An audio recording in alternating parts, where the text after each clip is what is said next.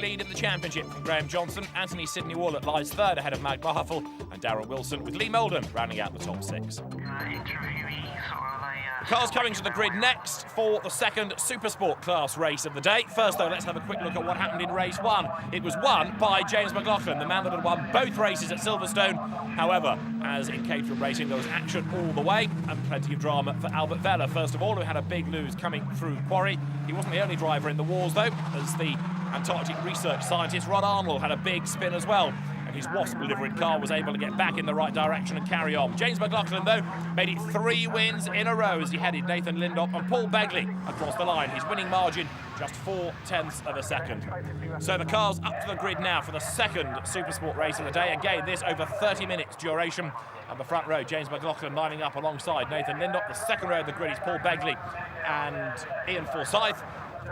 And the signal given from the marshal at the back to say that everybody is where they should be. So drivers now look towards the light in gantry, which eventually will blink red. 5 red lights will come on, Formula 1 style here at Castle Combe. And when the lights go out, the race gets underway now. And the pole position man, James Maclachlan, gets a bad start.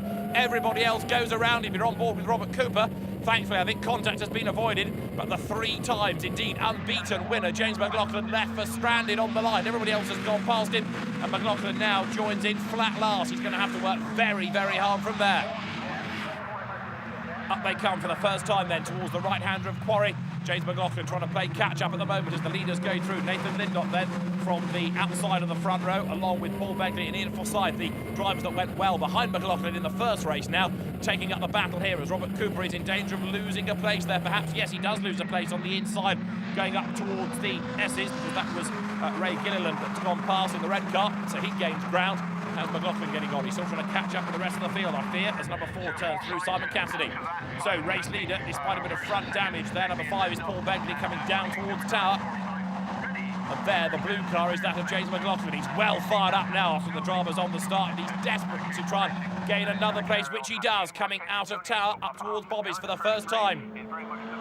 He's been the man to beat. He's definitely got the pace. Now, what can he do in terms of getting himself up with the leading gaggle? He's on the tail now of Ray Gilliland as they come down towards Camp Corner. On board with Ian Forsyth here, number 9. Third at the moment, turns his way out of camp. It's the battered Begley car that leads the way. And Forsyth now trying to get into the wheel tracks, get a tow, perhaps going up through Folly, up Avon Rise. James Maclachlan, in the meantime, working his way through the traffic.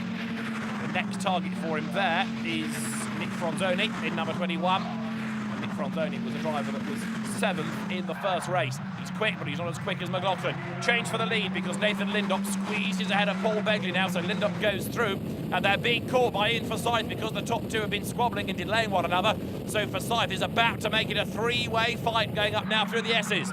New race leader then, Nathan Lindop, it is up front, 2nd in the earlier race today. Right there with him, though, is Paul Begley, still with that battered front of the car. But look at the way that James Maclachlan is going now. He's getting closer and closer to the leading gaggle, and the bodywork now dropping off the front of Begley's car is badly hampering his pace. Look, he's dragging on the ground, he's fouling against the tyre, he's going straight on it, Tower, he's off the road, and bang! That was a heck of an impact, straight into the tyre wall, that bodywork up against the tyre, preventing him from turning. And so Paul Begley was the race leader. Now he's got a somewhat shortened Caterham. He's in the tyre barrier. He's out of the race. Robert Smith goes through in 22. This is the replay. Begley's car just does not want to turn. He locks everything up as he tries to scrub off speed, but from this point on, he's just a passenger and bonks straight into the tyre barrier. Nathan Lindop leads the way through, but now look who he's got on his tail. The invincible James Maclachlan. Having been last away, Maclachlan is about to go into the lead. I think they're side by side, look, going through Folly, and he's done it. From the back to the front, James Maclachlan looking to try to make this 4 out of 4 in the Caterham Supersport Championship. Goes up now towards Quarry. All of these cars, identical Caterham Supersports, basically a development of the Caterham Academy car. They're all on Avon tyres. And as they power their way up now towards the S's, the new race leader is James Maclachlan. 2nd behind him now, you can see, is Nathan Lindop. And 3rd is Robert Smith. And Smith has done a superb job here. So too has Maclachlan. But Smith has been the quickest man on the circuit. He's got the best lap of the race to his credit now. And he's part of a 3-way battle for leadership. That's not the only battle in the race. There are still plenty more happening lower down the order. Ray Gilliland there still fighting on as he turns his way up now towards the S's. cars fan out on this nice wide bit of track and then have to funnel into the braking area, find the apex for the right-handed element at the start of the S's, then it's left, then right again, speed building through the right-hander of Old Paddock. The charisma back car of Gilliland then on the back of this train, one of which has got a bit of flapping bodywork. Look, coming down now into the braking zone. Michael Scott, that is, I think, 81. Albert Vella under pressure. Gilliland tries to get the inside of him there. Albert Vella, who was a spinner in the first race of the day for these cars, keeping out of trouble now, trying to attack and defend at the same time. Through they come then, out of Bobby's, down towards the end of the lap. 66 there, you saw just running a little bit wide. Michael Scorrett just looking over the curb. The rest of the field file through behind him as the race leaders have already long gone. James Maclachlan it is that leads the way, but he can't shake off Nathan Lindop. Albert Vella then on the inside, very wide, goes Gilliland all onto the grass. Is he going to make contact with anybody? Yes, just bounces off another car there. And a big moment for him, ends up on the grass on the inside of the circuit.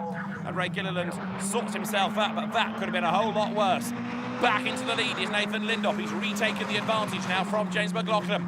Maclachlan looking for a way past there now as they turn their way through Hammerdam. Then it's the right-hander of Tara, and Maclachlan dives for the inside. There's just about a Caterham's width on the inside. He goes through, brakes as late as he can, hustles the car through the corner, and the top two come out nose to tail as we get a replay of Ray Gilliland getting sideways, running onto the grass and sliding across the road and just nudges against another car there. But the spin that he had carries on, because from that point he goes backwards onto the grass. But he was lucky that he didn't get T-boned in all of that as the race leaders drop down towards camp. James Maclachlan looking to try to make it 4 out of 4. Nathan Lindop is right with him as they come through the corner. Maclachlan runs wide all over the grass there, bounces onto the tarmac as the checkered flag flies, and it's James Maclachlan on the grass that wins the race.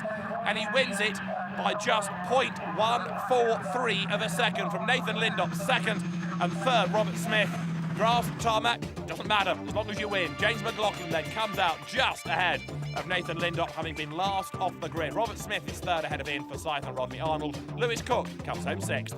I stalled basically, which wasn't ideal. And then I managed to get toes through the pack, and I couldn't believe after 12 minutes into the race I was in third, and I managed to stay up with the leaders and then take the lead, but I was not without being harassed.